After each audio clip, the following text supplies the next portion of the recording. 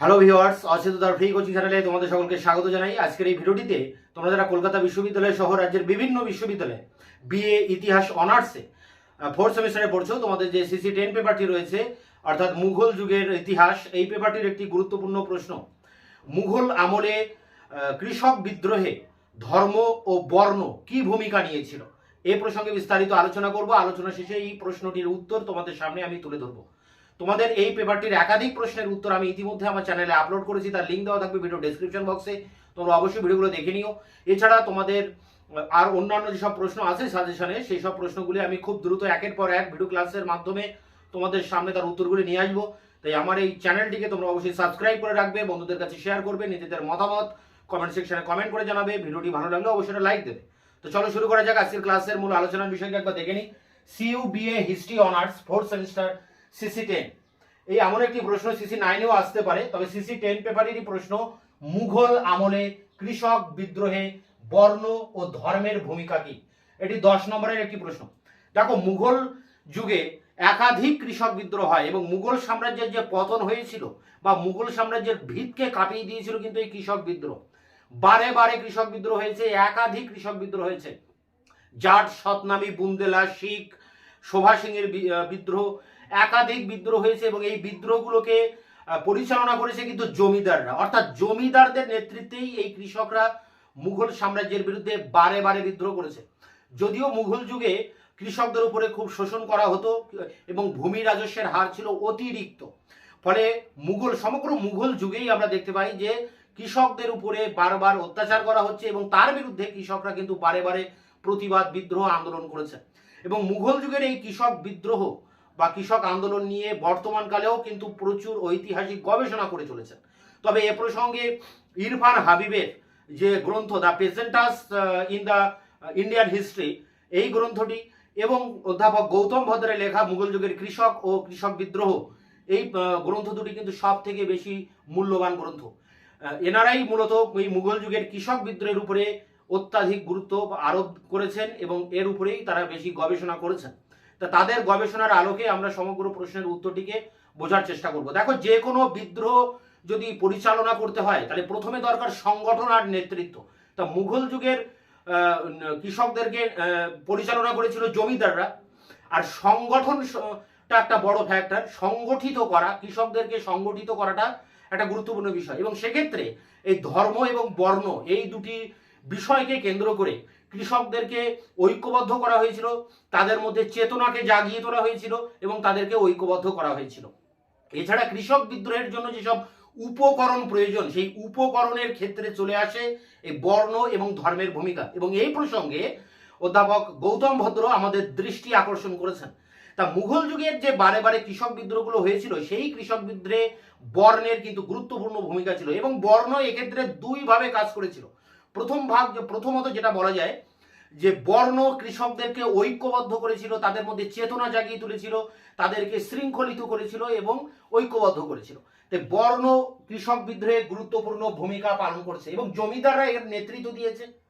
অনেক সময় দেখা যায়, মানে কয়েকটা উদাহরণ যদি আমরা দিই, জাট বিদ্রোহের কথা বলি, তা জাটেরা তাদের যে খাপ পঞ্চায়েত, সেই খাপ পঞ্চায়েতের মাধ্যমে তারা ঐক্যবদ্ধ হয়।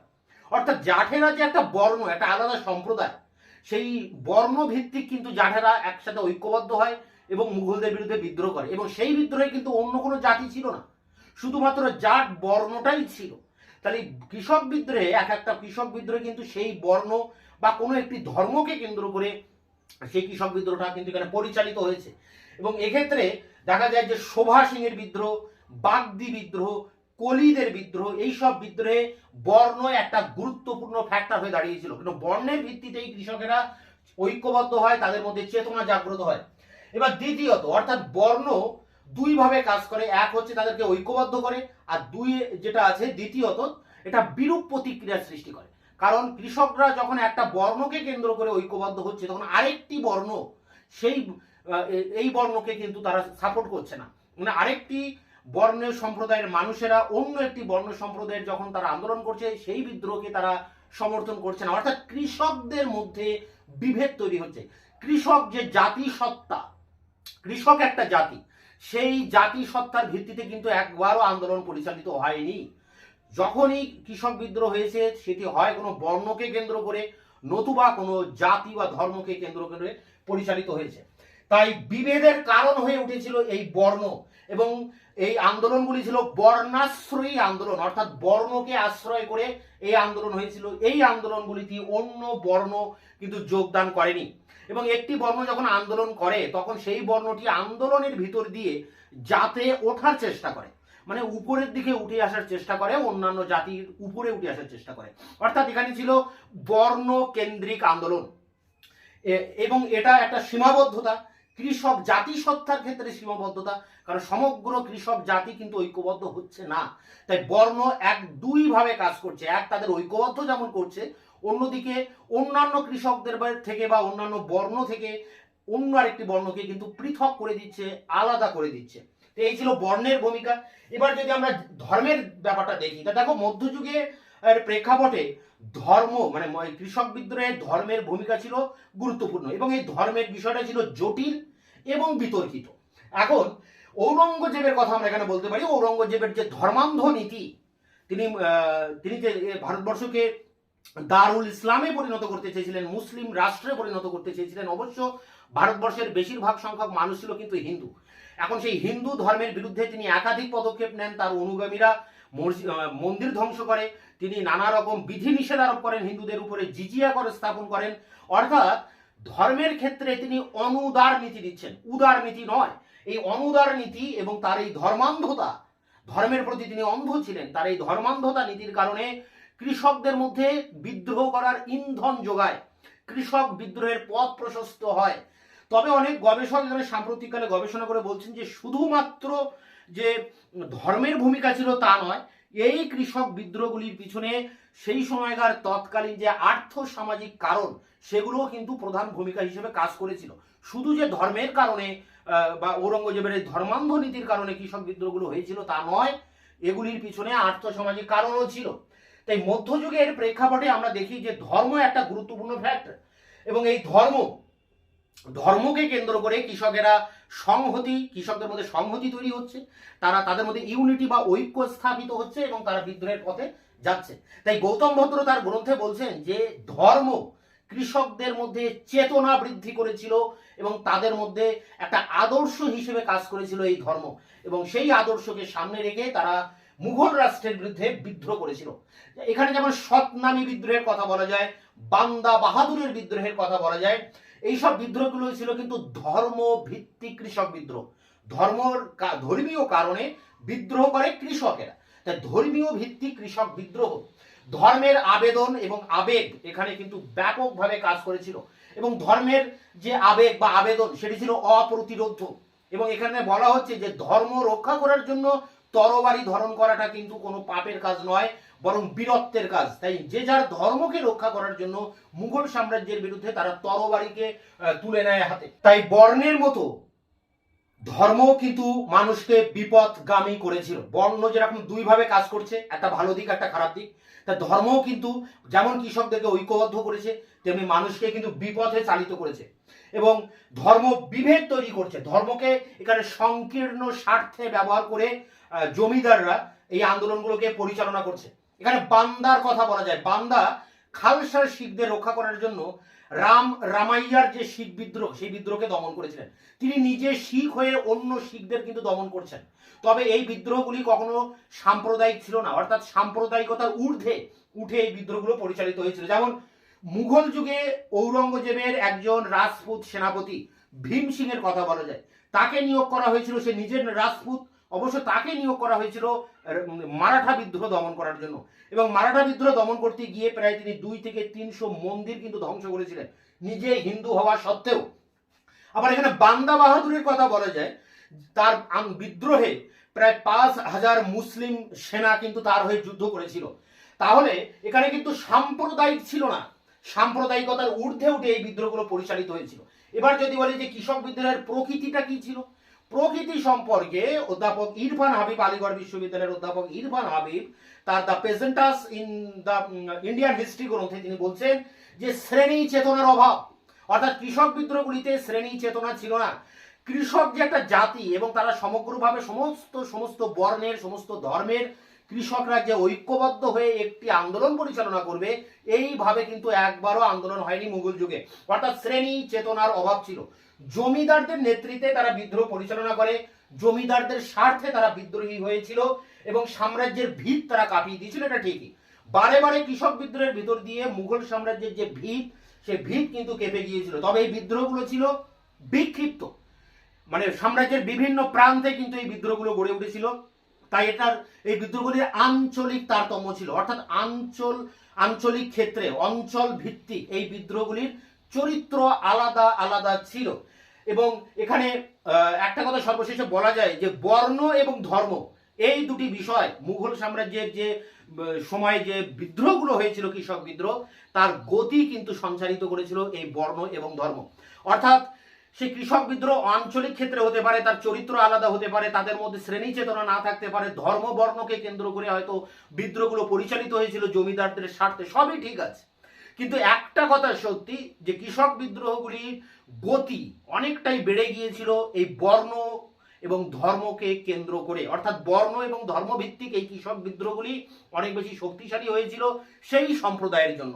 অর্থাৎ যদি আমি শিখ জাতির কথা বলি, তা শিখ জাতি সেই ধর্ম, নিজেদের ধর্ম রক্ষা করার জন্য, নিজেদের বর্ণকে রক্ষা করার জন্য তারা কিন্তু ঐক্যবদ্ধ হয়েছিল। সৎনামী, জাট, বুন্দেলা, প্রতিটি জাতির কথা বলা যায়, প্রতিটি বর্ণের কথা বলা যায়, যে বর্ণগুলি তাদের বর্ণকে রক্ষা করার জন্য তারা কিন্তু ঐক্যবদ্ধ হয়েছিল। তাই কৃষক বিদ্রোহে, মুঘল যুগের কৃষক বিদ্রোহে ধর্ম এবং বর্ণ যথেষ্ট গুরুত্বপূর্ণ ভূমিকা পালন করেছিল, এমনটাই মনে করেন অধ্যাপক গৌতম ভদ্র এবং ইরফান হাবিব। তো এই প্রশ্নের যে উত্তর 10 নম্বরে প্রপারলি যে 500 ওয়ার্ডের যে উত্তর, সেই উত্তরটি নিয়ে আমি এবার অন স্ক্রিনে আলোচনা করব। কৃষক বিদ্রোহে ধর্ম ও বর্ণের ভূমিকা, এখান থেকে তোমরা অ্যান্সারটা লেখা শুরু করবে। দেখো এখানে পরিষ্কারভাবে লেখা আছে, তাই আমি আর এগুলো পড়ে তোমাদেরকে শোনাচ্ছি না, তোমরা এখান থেকে দেখে লিখতে পারবে। প্রথমে একটা ইন্ট্রোডাকশন দেওয়া হয়েছে যে বিভিন্ন বিদ্রোহে সংগঠন একটা গুরুত্বপূর্ণ ভূমিকা পালন করে এবং নেতৃত্বের একটা বড় ভূমিকা থাকে। মুঘল যুগেও তাই, এখানে বর্ণ এবং ধর্ম এই দুটি কিন্তু উপকরণ হিসেবে কাজ করেছিল এবং গৌতম ভদ্র এই বিষয়টার উপরে আমাদের দৃষ্টি আকর্ষণ করেছেন, বর্ণ এবং ধর্মের কি ভূমিকা ছিল তার উপরে। এরপরে তোমরা যে প্যারাটা লিখবে, দেখো এখানে সরাসরি বর্ণের কি ভূমিকা, বর্ণ দুভাবে কাজ করছে। প্রথমত যেটা করছে সেটা হচ্ছে কৃষকদেরকে সংহতি এনে দিচ্ছে, সেটাই কিন্তু এখানে উল্লেখ করা হয়েছে। দেখো প্রথমত কৃষক বিদ্রোহের সংহতি দিয়েছিল। এখানে কিছু কৃষক বিদ্রোহের উদাহরণ দেওয়া হয়েছে। দেখো যেমন জাটদের খাপ বা জাতি পঞ্চায়েতের কথা বলা যায়, শোভা সিংয়ের বিদ্রোহ, বাগদি কলিদের বিদ্রোহ, এবং এই আন্দোলনগুলো বর্ণাশ্রয়ী আন্দোলন হয়ে উঠেছিল।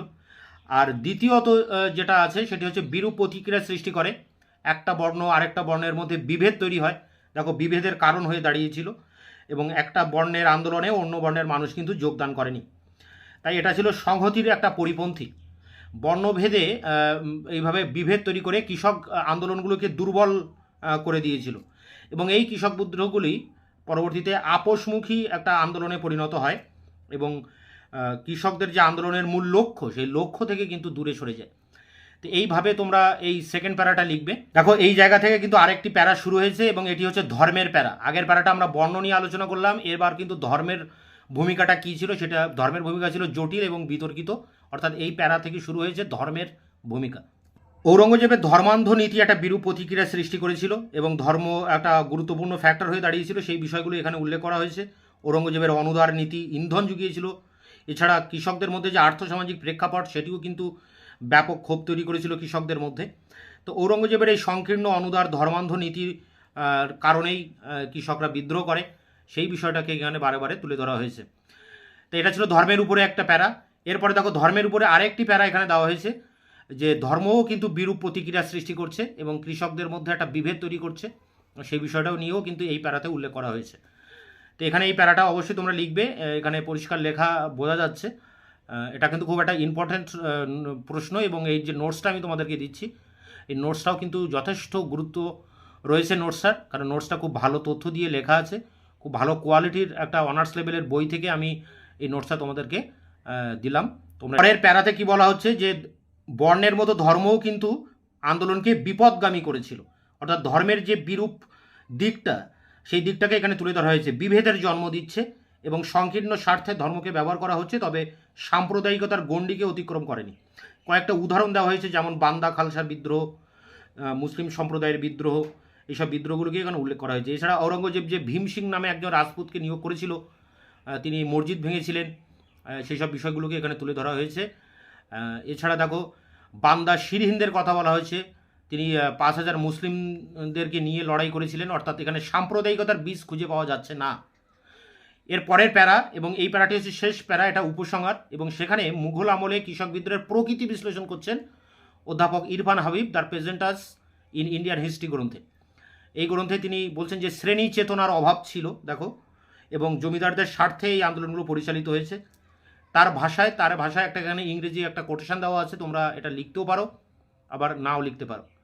তো কোটেশনটা বাদ দিয়ে তোমরা লিখবে। এখানেই তিনি চীন, ইংল্যান্ড এবং জার্মানির কৃষক বিদ্রোহের সাথে ভারতের কৃষক বিদ্রোহের যে তুলনা, সেই তুলনা করেছেন, এবং এখানে কৃষক বিদ্রোহে বর্ণ বা ধর্ম কতটা ভূমিকা পালন করেছিল, কতটা শ্রেণী চেতনার অভাব ছিল কৃষকদের মধ্যে, সেই সব বিষয়গুলোকে এখানে তুলে ধরেছেন। তাই এটা দেখে দেখে তোমরা লিখে নেবে, এটা পরিষ্কার বোঝা যাচ্ছে গৌতম ভদ্র এবং ইরফান হাবিবের মধ্যে একটা মতানৈক্য ঘটছে, এবং সেই সব বিষয়টা এখানে তুলে ধরা হয়েছে, এবং শেষে একটা ইংরেজি কোটেশন এখানে দিয়ে দেওয়া হয়েছে। তিনি মনে করছেন, অধ্যাপক গৌতম ভদ্র, তার এই বক্তব্যটা দিয়ে তোমরা এখানে অ্যান্সারটা শেষ করবে। তা এই ছিল তোমাদের মুঘল আমলের কৃষক বিদ্রোহ, বর্ণ এবং ধর্মের কী ভূমিকা ছিল সেই প্রশ্নের উত্তরের ভিডিও। তোমাদের সাজেশনের অন্যান্য প্রশ্নের উত্তর নিয়ে আমি খুব তাড়াতাড়ি আবার এরকম ভিডিও ক্লাসের মধ্যে দিয়ে তোমাদের সামনে এসে হাজির হবো। ততক্ষণে তোমরা চ্যানেলকে সাবস্ক্রাইব করে রাখবে, বন্ধুদের কাছে শেয়ার করবে, নিজেদের মতামত থাকলে কমেন্ট সেকশনে কমেন্ট করে জানাবে। ভিডিওটি ভালো লাগলে অবশ্যই একটা লাইক